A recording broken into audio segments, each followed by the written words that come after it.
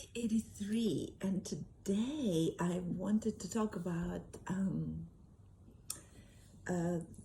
the fact that I met a young woman, last night, who was a young mother.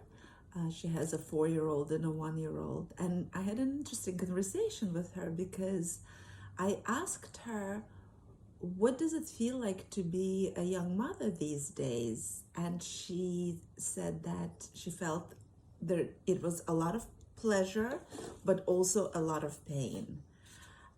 Not pain, guilt. A lot of pleasure and a lot of guilt. And she said all the same things that I felt when I was a young mother.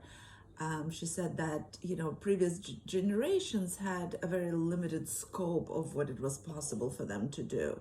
Whereas she found that her generation, and I felt the same pressures actually when I was in my early 30s, she feels that so much is expected from a woman now.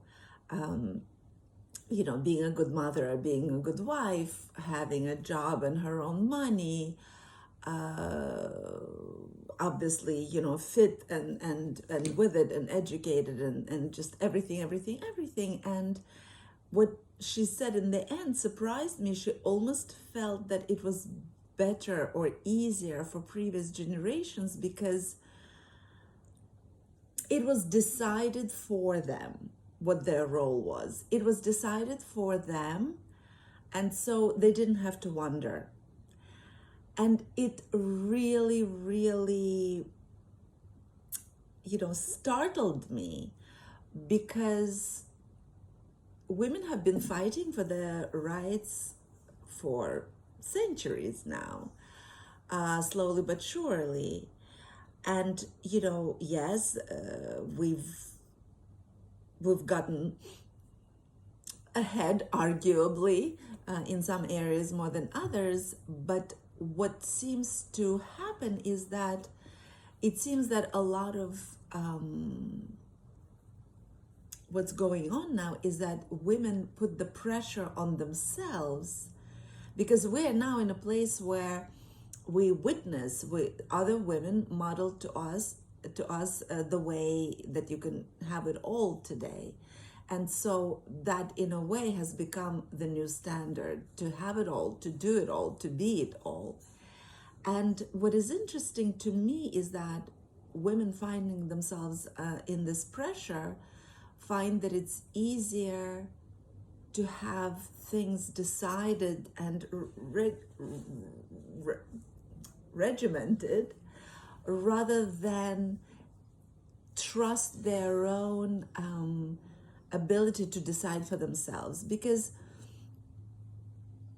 to me, because I've gone through this whole spectrum of emotions, thoughts, and feelings, to me the point is to choose for yourself. Because if you choose for yourself, like, you can decide, okay, I'll be a mother only for these, say, several years while the children are young at home, or I'll just be a career woman, or I will do both, but I won't try to be perfect at it.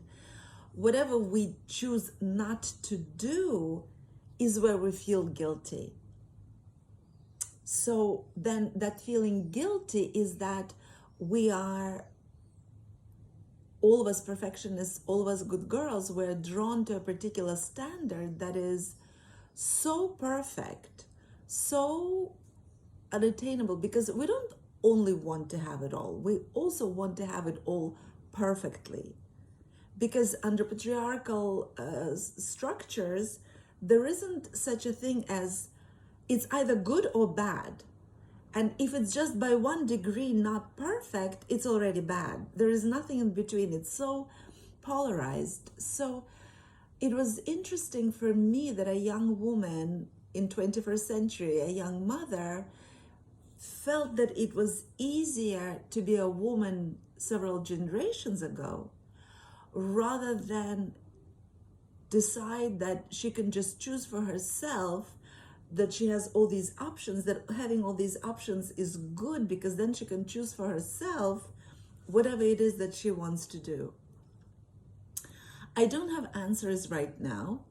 I'm just really, moved by that sentiment, especially that, women have been trying to have it all, and to have the freedom to have it all, or as, whatever of it we want.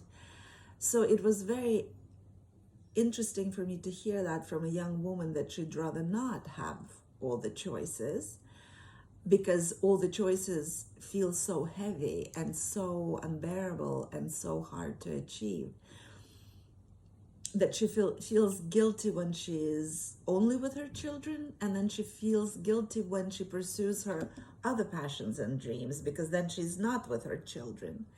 So it's just interesting. I mean, I read so much about motherhood and being a woman in the 21st century and all the pressures, and of course all the pressures are within.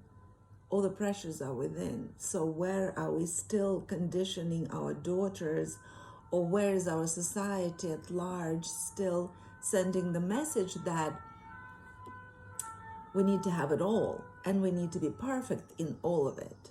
I think that that's a very poisonous and destructive premise. And of course, it leads to nothing good, and only burnout and resentment.